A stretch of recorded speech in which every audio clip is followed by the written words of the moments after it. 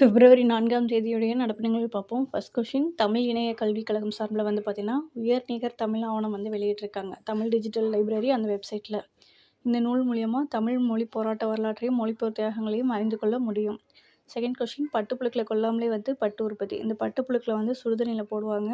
அதில அந்த புழு இறந்துட்டு அந்த பட்டு துணி மட்டும் இருக்கும். அது மூலியமா தான் பட்டு துணிங்க செஞ்சுட்டு இருந்தாங்க.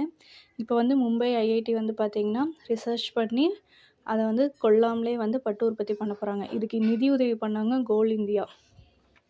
தேர்ட் கொஸ்டின் சரியாக உணவு உட்கொள்ளும் இந்தியா அப்படின்னு சொல்லிட்டு ஒரு இயக்கம் ஆரம்பிச்சிருக்காங்க. இதில் வந்து அதிக உப்பு சாப்பிட்டா வந்து ஆபத்துங்கிறத விழிப்புணர்வு ஏற்படுத்த போகிறாங்க.